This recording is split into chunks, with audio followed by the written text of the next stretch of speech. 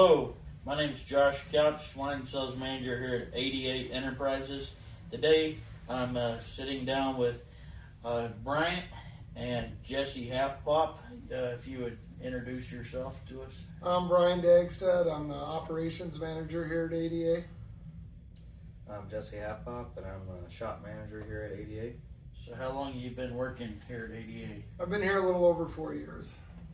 So what did you do before you started here? I actually butchered pigs for 15 years. Okay, well, that's the same ministry, so that's pretty good. How about, I'm on the nicer side of it now. yeah.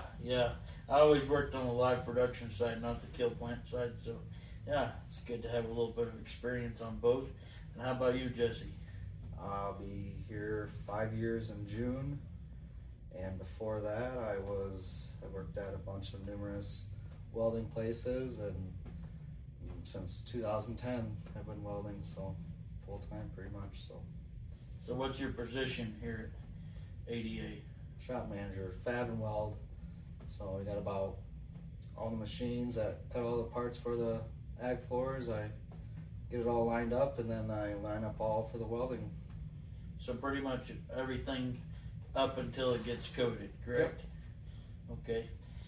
So Bryant, what are some other products besides swine flooring that we manufacture here at ADA and our companies within? So everything we make is plastic coated, but we offer the toughest outdoor patio furniture around. We also make research and veterinary floors. Okay. So what's the product that our stuff is coated in? It's a liquid polyvinyl, or PVC. Okay. And what makes it durable? So plastic is naturally durable. PVC is a higher grade of plastic. So it's not the stuff you're seeing out in the stores that toys are made out of or anything. It's it's the same kind of stuff that's the pipes in your walls that last for 50 years. We're taking a nicer version of that kind of thing. Sure. Okay. So what are some other products that we don't manufacture but that are manufactured out of plastisol too? So we do plastisol on a pretty grand scale. Plastisol typically isn't something you'd use to coat a whole table. You might grab a wrench from the hardware store, and that cool little grip on the end of it, that's plastisol. Okay. So a lot of places will do it on a pretty small scale for kind of looks or maybe grip or durability. We really took durability to a whole new level with plastisol.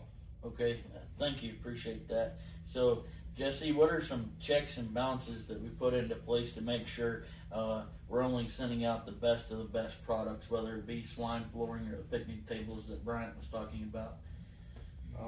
Everything gets fabbed to a tolerance, and it's usually a +0 minus a 16th.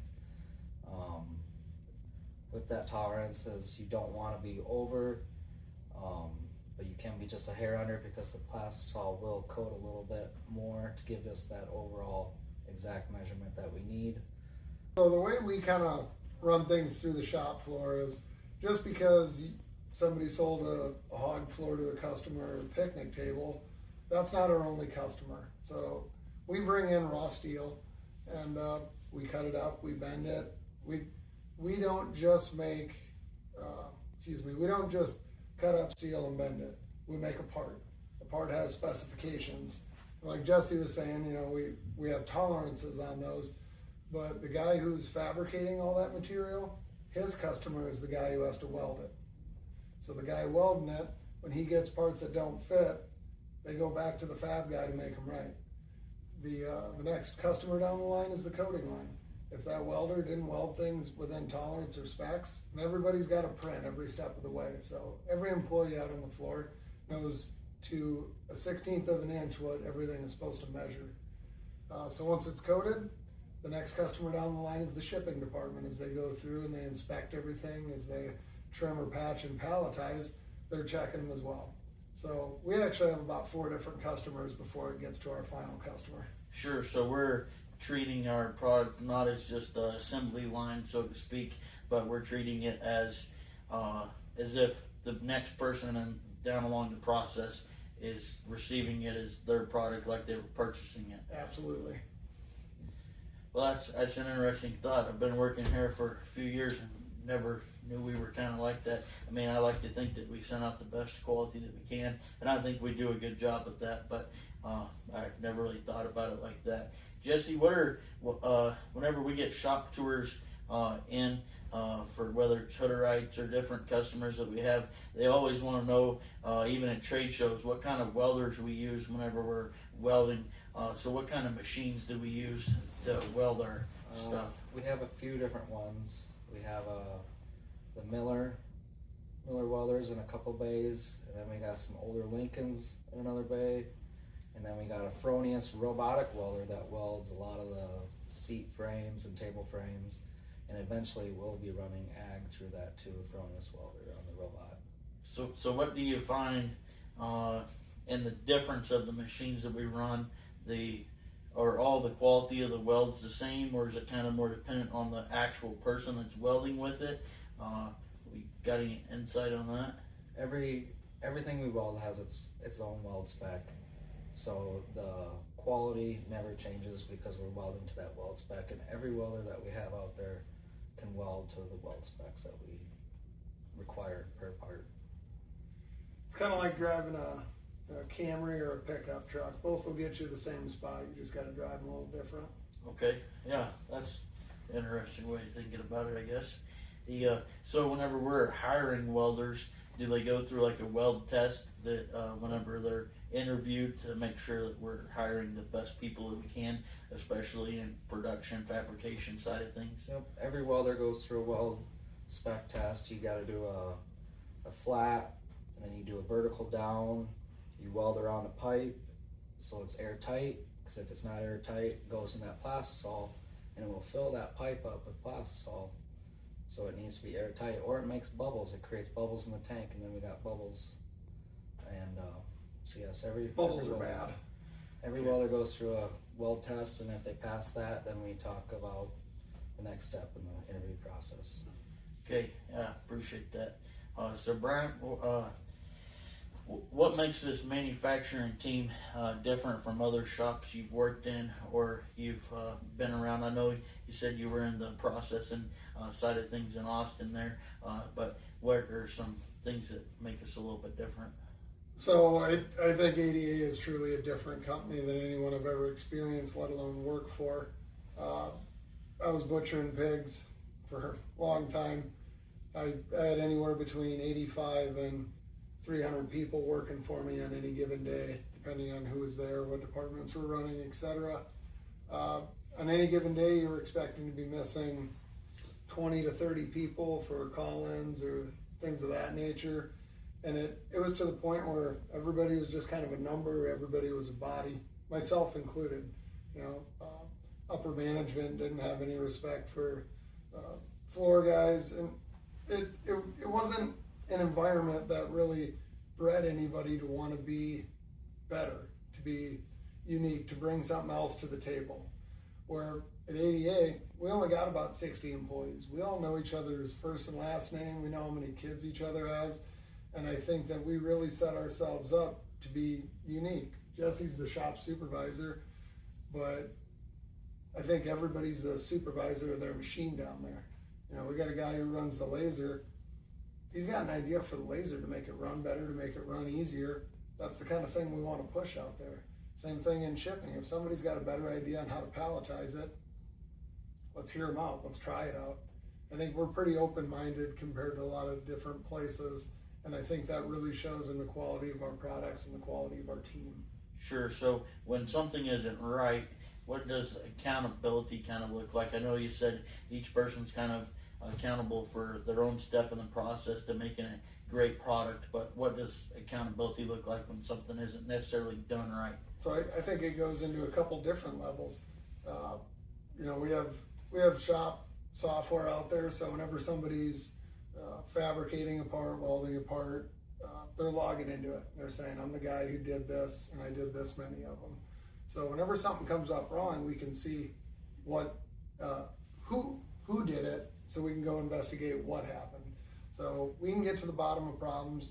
Most of the time, it's process problems. You know, I thought I had to do it this way, but at the same time, when we make mistakes and we lose money, it directly affects our bonus checks. So accountability out there is literally in everything we do and what we get paid. So the shop is getting bonus type checks to give them incentive to be manufacturing a quality product. Whenever people are happy, they're normally doing a better job than whenever people aren't. So what kind of things are into place for our employees out in the shop so they're enjoying their work and doing a great job at their work versus just another job where they're showing up or not even showing up like you were saying at the previous job you were working at? So, manufacturing and industry is all about numbers, right? How much you get out, how much you can charge for it, how much it costs you. I don't like to put that out on our shop floor necessarily. I don't want everybody worrying about, I need to get 12 an hour, I gotta go. We're gonna get there and we're gonna talk about that kind of stuff. We try and have a little bit of fun with it. We like to make games out of it. We have days where we're gonna be really busy and we gotta push for it. Let's set some goals and let's go get them. The next day, maybe Friday comes around and we finish everything a couple hours early. Cool, let's call it at noon, let's buy everybody lunch and let's hang out for 2 hours. Sure, yeah, I think most of our viewers can kind of relate on goals and setting initiatives and looking at the numbers too. I know like in farms, people are always concerned about, what's your breeding rate, what's your farrowing rate. So it's kind of the same exact thing. It's just in a different aspect. Absolutely. Sure. So how do we know when a product is like, I want to say ADA ready to leave the shop and that it's truly the best that we can do? How do we know when we've reached that point in the process where it's ready to go out to a customer? So essentially when it goes through final inspection and shipping, that's when we know it's 100% sold. However, there's multiple checks throughout the process that validate the next step. So kind of like how we talked about customers through each department. So things are getting checked at every level. The last final check is when the system tells you, hey, this order's done, let's go palletize it or get it ready to ship out. We give it a one-over where we take a look at everything, the trimming, the patching, the coating thickness, the finish of the coating, whether it was cured to the right specifications or if something needs to be flagged. And then it gets a final sign-off from the shipping employees who are also our QC staff. Sure, okay, thank you. What's a small detail in fabrication or assembly that most manufacturers overlook, but makes a difference, Jesse, whenever you're in the fabrication process? What's one thing that a lot of manufacturers overlook, but we take really serious? It's some places, just little details add up really fast out there in the shop and through this whole system. Even from a little bit of weld wire that someone might leave, that's just one little detail that we always check that, hey, that pig's gonna be standing on there. Or, hey, there's gonna be a customer sitting on these. That's stuff that we always look at all the time. And sometimes, being in a welder aspect that I am, if I'm just out in the world, even on vacation, I'm always looking at little welds. I'm always looking at stuff, and I'm just like, gosh, who welded these things? I don't have that when I'm here usually. I can look at all of our welds and say, those are really dang good welds.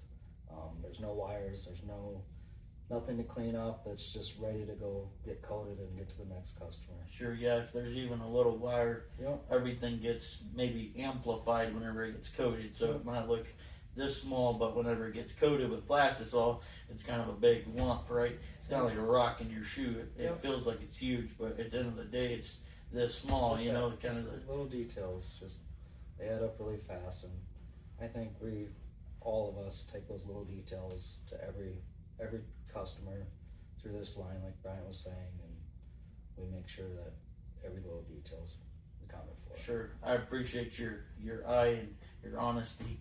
Well, you know the difference between ordinary and extraordinary, don't you? What's that? Just that little extra. Just a little bit, a little extra. Right. Yeah, that's good. So how does a product get cured, Brian? How does that determine the longevity of the floor or the picnic table, whatever we're manufacturing? A lot of these guys are building a barn that they want to last 30 years, and then they want the flooring to last longer than, well, I guess I should say they're building a barn and thinking about remodeling 30 years down the road, and they're hoping the barn lasts a lot longer than 30 years. And we have a 10-year warranty on our floor, but lots of times we like to say that it will last 25 to 30 years, and I think we've done a good job at that, our longevity in our product. But how is our product cured, and how does that affect or translate into the longevity of the product? So we use a series of ovens to coat raw steel and plasol. We actually bond the plasol to the steel through various methods. So basically, if you were to take a knife and cut into our flooring or our picnic tables, and you take a pry bar to it, you're not going to be able to peel it off. So that's the number one step in making a floor last a long time. If the metal and the plastic aren't one, they're not going to last. The second step is thicknesses and cure time. So depending on what kind of animals you have on the floor, depends on the level or the material we're using, how thick we're coating it, and how we're curing it. So we want everything to come out hard, like glass, because hard plastic lasts longer than anything else, right? You get two things rubbing on each other, the thing that's softer is going to give way. That's how friction works. So we shoot to make our plastic coated products or flooring or tables harder than whatever's going to be rubbing up on it. And if we can achieve the proper thickness and we can achieve the proper cure or shine, our floors can last an incredibly long time compared to anybody else's. So you can tell how well it's cured by how shiny the product is. That is correct. Okay, so if there's floors going out to customers that are really dull, they're not cured properly, whether it be from different companies that went out of business like Tenderfoot, Yep. or other companies that manufacture plastic coated flooring. If it's kind of dull, it would maybe not be as cured as well. Potentially. And there's differences in different colors, different formulas. We use a couple different formulas. For our ag floors, we use the same formula but different colors. So looking at one and comparing it to another color, you're going to see differences. But once you kind of know what you're looking for, you can find that shine and know right where you're at. If you're looking dull, it's either been worn down or it wasn't cured properly. Sure. So our QC team and our shipping team in the back are also looking at like how well this floor is cured before it gets shipped out. Correct. Okay. So what do you think is one of the most important quality standards in this shop? And when ADA equipment is installed in the barn, what do you hope the producer experiences because of the work you did? Personally, I hope they just forget about us because they don't got to worry about their flooring. It works, and they got other problems to worry about. Sure. Well, I hope they don't forget about me, but yeah, but yeah, I get what you're saying. Yeah, it is kind of like even in sales, I'm selling something to someone, unless they're building a new barn, like I expect not to get anything back from them or another sale from them unless they're got part of their operation that we didn't install flooring in for a long time. I mean, hopefully I'm 60, 70 years old by the time I get a call back from the guy again. So, because I mean, when we ship out our product to a farmer, we want it to arrive there timely. We want it to be easy to unload. We want them to just be able to take them off the truck, go slap them in the concrete, bolt them down, and be done. That's the benefit of our floor compared to a lot of other people's, where you got the install process, the repair process, et cetera, et cetera. There's all kinds of things you got to do to maintain flooring. Ours, you just put it on the ground and wash it when you need to. Sure, yeah. Whenever you're moving sows or weaning pigs, stress is probably the biggest time you're going to have in a barn. And it makes me sleep better at night knowing that guys, even though they're stressing putting in sows that might not want to be stepping in a crate or whatever, that at least they're going on a floor that is not going to, injure the worker or the hog itself, and that they're going to be able to, even whenever they wean sows out of the crates, that they're going to be able to clean the floors in a timely manner too. Like there's so many aspects about our flooring versus just the price and the longevity, like you know, the quality of hogs that are raised on it, and how clean it stays, and how clean it can get whenever you're cleaning it, how fast it washes. So there's a lot of pluses to our floors. Jesse, what do you think is how do we control our lead time so we don't have a super long lead time? You know, most people ask me our lead time. I think right now it's about 4 weeks from the time an order's placed, the drawing gets approved, till the product goes out to the customer. How do we control without having a long lead time, but also controlling the quality that goes out, if that makes any sense? Yeah, we used to have a lot longer lead time. I think the efficiency that we've put into place with everything now get us down to that 4-week lead time. The only time it affects maybe a lead time is if it's something we don't carry, like a material. It's not like a common material that we carry on hand. We bulked up our stock on our all common stuff that we make on a day-to-day basis. So in reality, as soon as that drawing gets approved, I can go start fabbing that immediately that same day, as soon as it gets all drawn and everything, and then it's to a welder within days, and then it can get to coating, and then get to shipping, and then it can get to that farmer immediately. So if a farmer has a real kind of, no two pits are really the same, so a lot of producers might have an old barn or something that they need a specific size. What's the closest we can get to a measurement, like the smallest kind of fraction of an inch that we could do? We put everything to within 1/8 of an inch. Okay, so within 1/8 of an inch, we should we be hold able to, ourselves to within 1/16 of an inch. We market our product as to within 1/8. okay, and we would have maybe a 1/4 inch tolerance, That's what or I'm you're saying talking we about. have an 1/8 of an Yep. inch tolerance. We hold ourselves out in the shop to within 1/16. We give ourselves a 1/16 of grace. When you add those two together, you get 1/8. Sure. Okay. The what's part of the manufacturing product process that you take the most personal pride in, and why?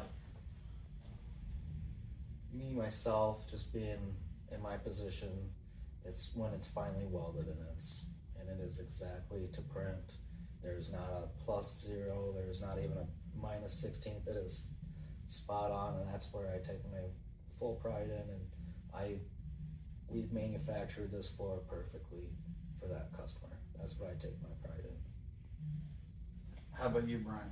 So I don't get to go out and talk to customers a whole bunch. I don't get to go see them. So the way I kind of look at my pride is how you guys look at me, how you salesmen do. If I can make you guys happy, I know your customers are happy. And every one of you salesmen has my phone number direct, right? Yep. Can yep, you call sure me do. any time of the day or night? Yep. I think I called you or texted you, one of the two, on Sunday. Yep. So yeah, we stay in communication That's pretty regularly. That's my pride. If all you guys are happy, my life is good, because that means your customers are happy. Sure, I appreciate that. Yeah, it's stressful whenever you got an issue, but whenever you can get the issue fixed and the customer's happy at the end of the day, that's what makes me happy as well. You know, it goes all the way down through the process. A lot of the guys that are ordering our stuff might not be the actual ones in the barn. They might be the maintenance guy or someone that's in charge of purchasing. So they're being held accountable by their employees and all the way down. So it kind of works its way up the ladder. It's a chain of command. Yeah. So what's if you had a word of encouragement or some advice to give to somebody, our viewers that have waited till the end and listen to us ramble on and on, what's a word of encouragement or advice that you'd have for somebody? Yeah, if you're putting in a new barn, you should buy our stuff. It's gonna give you a lot less headaches. Okay. What's do you have a word of advice for someone just outside of our company and our flooring? Oh, Yeah. Just in life in general. I Life guess. in general, think local. So rather than all the industrial and everything, take care of the things closest to you, and it resonates out that way. Sure. Well, that I wasn't planning on asking this question, but that brings me to a question. So we're here in Northwood, Iowa, is where our manufacturing plant is, and we only have one location. Where are our items coming from? Whether we're manufacturing them, the items that we're bringing in to build our stuff, where are they coming from? Is it all U.S. based? Primarily, I know our cast iron underneath the south doesn't come from the U.S., but is most of our stuff pretty local here to Iowa? Absolutely, we get our raw materials from Iowa, Missouri, Wisconsin. So we're pretty much centered in the Midwest. Sure. Yeah, well, that's one thing that you were talking about pride earlier that I like to take pride in, is that we're made here in the U.S. I mean, you can't even go into Walmart without seeing something that's made in a country I can't even pronounce, Yep. nor have heard of before other than China. Yep. But so, how about you, Jesse? Yeah, for words of encouragement, for the durability and accessibility for what we do, is no one compares to us really. In my eyes, I've been to the show the other day, and I was just walking around, and I really like what we make compared to some other people's floors and stuff, and just so many pieces when ours is just one piece. It just makes it, for me, just being not being in Barnes and Ever, just being in a weld shop. If I had to do that, I guess I would just want the easiest and most successful thing that is out there. Yeah, the old saying is what, kids, keep it simple, stupid. Yep. Man, a bunch of these guys have floors that are a 5x7, 6x8 kind of crate, but it might have 30 pieces Yep. of hard plastic or something else that kind of connects underneath the sow. Well, that's a lot of work versus just one piece on each side, right? Yep. So I got one final question. We appreciate you for taking time out of your day to come and talk with me and for our viewers. But I thought it would be kind of funny to ask you what the gestation of a sow is. And if you don't know, that's okay. Just give us your best guess. Or if you don't even know what gestation is, that's okay too. I don't know. I guess I don't know. So do you know what gestation is? So gestation is the length of time from the time she gets bred to the time she has baby pigs. Oh. Any guess? Few months. Is that That's pretty close. Do what? Isn't that like 4 to 6 weeks? Nope. No? It's 3 months, 3 weeks, and 3 days. Ow. Three. I didn't know that. 3 Yeah. months, 3 weeks, 3 days. Yep. And I guess if you want to get real technical, about 3 hours and 3 minutes after that. That's a joke, but yeah, it's 3 months, 3 weeks, and 3 days. Well, thank you everybody for listening. I just thought it would be good to sit down with the guys that are kind of in charge of manufacturing our stuff. A lot of y'all see me at the trade shows or on the road, but you don't necessarily meet the guys that are in charge of manufacturing our stuff. So I just want to sit down so you could put a face with the people that are in charge of manufacturing our stuff. So thank you for listening. Have a great day. Good team.